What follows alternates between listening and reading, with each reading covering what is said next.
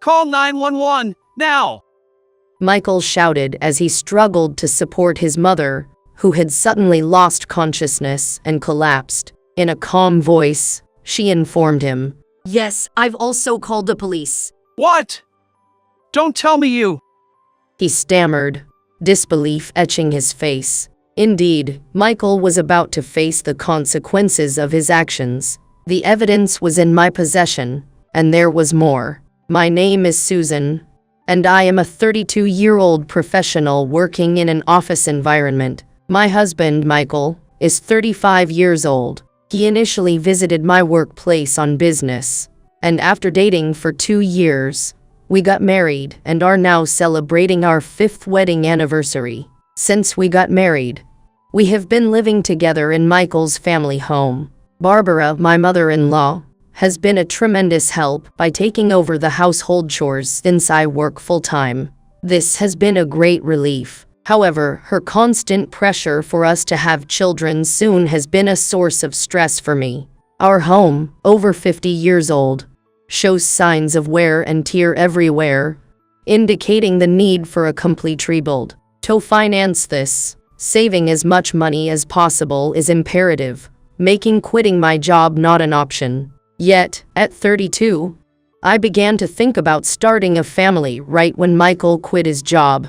The shift from sales to administrative work was a turning point for him. Michael, not fond of tedious tasks, quit his job on a whim, citing lack of appreciation and tedious office relationships as his reasons.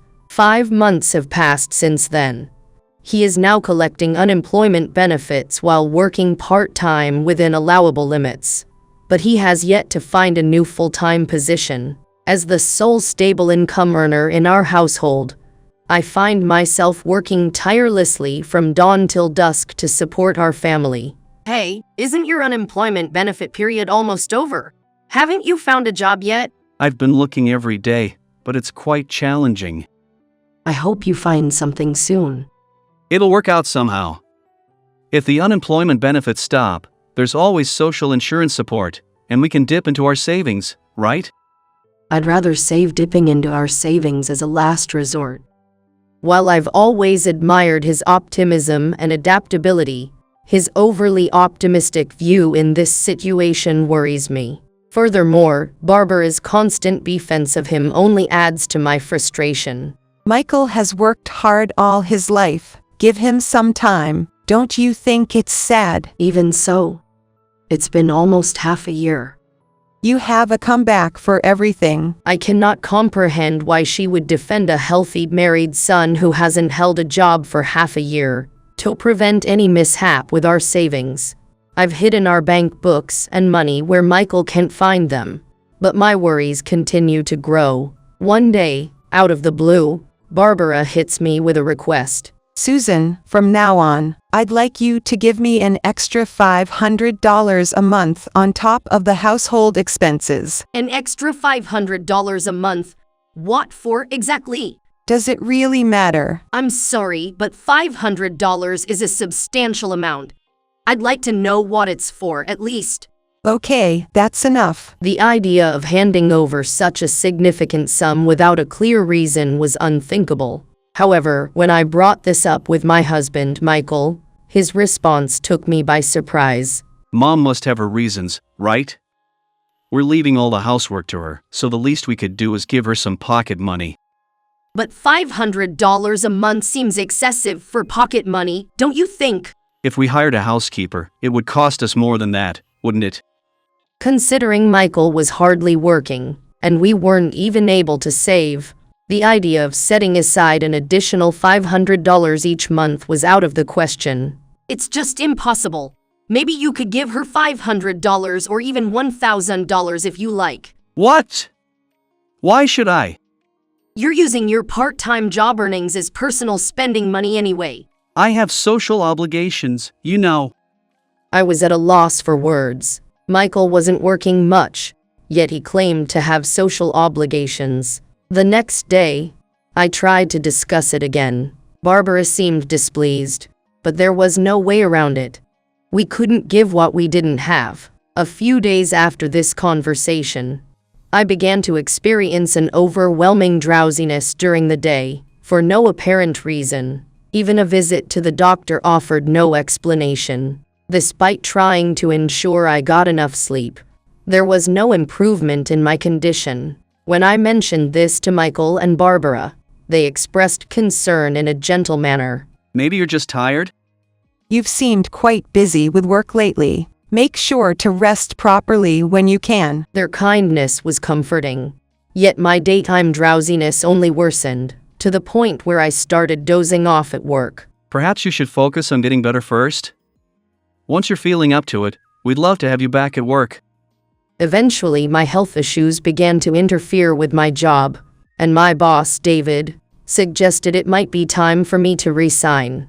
Now, with both Michael and I out of work, I wondered how we would manage. When I got home and discussed it with Michael, he responded in a way I hadn't anticipated. Your health is what matters most. Why are you worrying so much? But if I quit my job, what will happen? Don't worry. It looks like I might find a new job soon. Everything will be okay, so relax. Hearing this, I made up my mind to quit the job I had been at since graduating from college. Thank you so much. For now, I'll focus on getting better as soon as possible. No, it's your turn to take it easy. I'm sorry for everything up to now. I'm sorry for always nagging you. Please forgive me. Plus, since you're leaving due to company reasons, you should be able to get unemployment benefits soon, right? No, in my case, it will be a dismissal due to illness, so I can't receive unemployment benefits. What? I was told I'd get a severance notice allowance, but I'm also going to apply for sickness benefits. Oh, really? I plan to visit the doctor again tomorrow to get a medical certificate, so don't worry. A medical certificate? Yes, I sometimes feel so weak. I've decided to get a thorough checkup. I'm sorry for not realizing how serious your condition was. Although I was concerned about my husband's panicked state, I felt too weak and scatterbrained to focus. That night, I could hardly eat the dinner my mother-in-law had prepared for me. Are you okay? I'm sorry. Eating is just too hard for me right now. Can you try to eat a little more? No, I really can't. Sorry. I managed to make it to my room but then lost consciousness. After midnight, I woke up to some voices. Normally, my husband would be sleeping next to me, but he was nowhere to be seen. Using my smartphone's light for guidance, I went downstairs toward the source of the voices. They were coming from my mother-in-law's room, where my husband and she were talking. How's Susan doing? It looks like she's not feeling well. She doesn't seem to have an appetite and is having trouble walking. Earlier, she managed to walk to her room, but she ended up collapsing into her bed and falling asleep. I wondered if she really cared about me. But what I heard next from my husband and his mother left me speechless. Well, that's within her expectations considering we've been giving her medication. She's taking the medication with her food, even though it's supposed to be taken after meals. No wonder it's so potent. Honestly, I didn't expect it to be this bad. She can barely stand up right now. It might be about time. But wouldn't it be a problem if she ended up in the hospital again? Then let's increase the amount starting tomorrow. At that moment, I finally understood what was happening to me. They conspired to mix drugs into my food. Were they planning on putting me to sleep forever? At least they didn't seem to care what happened to me.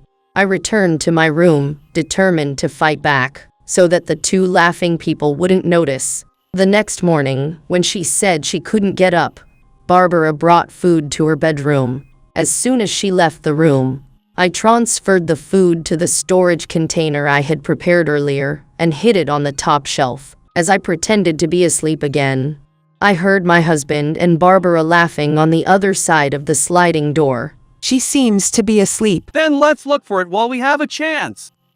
Right. Continuing to pretend to be asleep, I listened as they began to search through my bag and other belongings, looking for something. I held my breath, wondering if they would ever find the hidden storage container. Damn, where did she hide her bank book? Do you have any other places in mind? No! I've looked everywhere I can think of. This is a problem. After searching the house for about 30 minutes, my husband exclaimed, Oh! I have an appointment with my girlfriend, so I have to go. I'll be back tonight.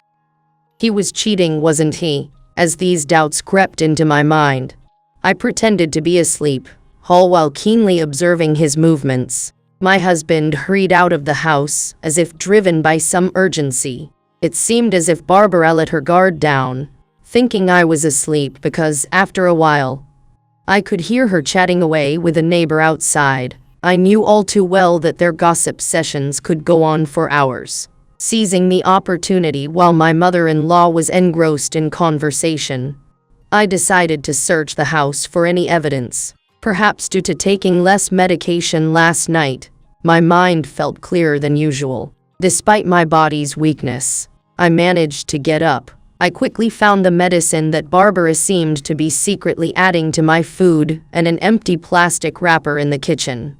I took some of the medicine as evidence and stored it in a container for safekeeping. Even though she occasionally peeked into my room, I kept my eyes closed, focusing on conserving my energy and waiting for the drug's effects to wear off. When my husband returned home in the evening, he asked softly, Can you get up? Yes, I feel a bit dizzy, but staying in bed all day doesn't seem right, especially to Barbara. I'll try to get up. Don't push yourself. What time is it? It feels like I've slept for quite a while. As I got up, I pretended to check my phone, but discreetly activated the voice recorder and slipped it into my pocket. You should rest when you're not feeling well. As I staggered to my feet, my husband reached out to help, but his gesture felt incredibly insincere. I barely managed to resist the urge to push his hand away. Thank you, but I'm fine. I assured him, though I felt utterly powerless. Falling down the stairs would surely end disastrously for me. I followed my husband down the stairs carefully, feeling a whirlwind of emotions as I watched his broad back. I had never imagined a day would come when I'd suspect my husband like this, let alone be betrayed by him in such a manner. The dining table was set with food prepared by my mother-in-law, which seemed excessively rich for someone ill, possibly affecting the medication's effectiveness. As I sat down, I feigned dizziness and accidentally knocked a glass of water off the table. Glass shards scattered everywhere, and the floor was soaked. Oh, I'm sorry. We'll take care of the cleaning. Please take a seat. I'm truly sorry for causing such trouble for you and your mother. It's all right. Don't worry about it. Are you hurt anywhere? Surprisingly, their response was filled with kindness. Let's have dinner then. As I began to eat, they both watched me intently. Pretending not to notice, I continued with my meal. How is it? Good. Yes, it's delicious as always. While we were chatting, suddenly my mother-in-law lost consciousness and fell onto her plate. Mom! Hey! What's wrong? My husband panicked and rushed to her, shouting. I slowly stood up and picked up the phone in the hallway. The push-button phone didn't give me a moment to calm my nerves. I even had the luxury to think that. Returning to the dining room, my husband, supporting his mother, shouted at me. Hey! Call 911! Now! I've already called them, and I've called the police too. What? They'll be here soon. Don't tell me you knew Knew what? that you were being drugged. You and your mother are quite stupid, leaving evidence out in the open like that, and confessing so easily. I showed them the recording state of my smartphone and the plastic film of the drug I found during the day. My husband collapsed to the floor, and minutes later, when the police arrived, he was arrested, and Barbara was taken to the hospital. My husband had been having an affair with a woman he met at a business entertainment. He had been seeing her under the pretense of job hunting for these past 5 months. Moreover, he had even borrowed money from loan sharks to lavish on his affair partner, accumulating a significant debt. He was planning to remarry her and thought that by divorcing me, he could avoid paying alimony. With a massive debt and the prospect of alimony he couldn't afford to pay. During a time of desperation, Michael turned to Barbara for advice. It was then she suggested that I should up my monthly contribution to roughly $500, ostensibly to help cover their debts. This request unveiled their underlying scheme, aiming to manipulate our financial arrangement to their advantage. Yet, I stood my ground, refusing to concede to their demands, and went as far as to hide our savings account book to safeguard our hard-earned money from being squandered. Faced with my refusal, they concocted a sinister plan to inflict harm upon me if that's what it took to lay their hands on the cash. Their plot was twofold. Not only could they dodge paying any alimony, but they could also claim the entire stash of our mutual savings without splitting it with me, sweetened further by the prospect of insurance payout. Essentially, they saw me as an obstacle to be removed in their quest for financial gain. It was a half-baked plan that showcased their incompetence, casting them perfectly in the role of bumbling villains. I took immediate action by filing a police report, leading to Michael facing legal repercussions. Moreover, Barbara's health episode was not coincidental. It was the result of ingesting the meal intended for me. Seizing an opportunity when they were preoccupied with cleaning a deliberately shattered glass, I switched Barbara's meal with mine.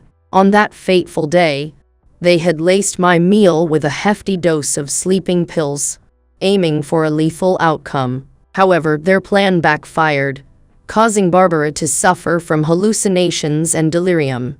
Despite this, my resolve to hold them accountable remained unshaken, leading me to file another report. Through the assistance of a legal professional, I navigated the complexities of divorce from Michael and addressed his infidelity. For over a month, I grappled with the aftermath of the medication, diligently working towards my recovery under medical guidance. Miraculously, whether it was the business of life that aided my recuperation or my inner strength prevailing, I found myself in better health than ever. After a few months, I successfully resumed my job, reuniting with colleagues who have become like a second family.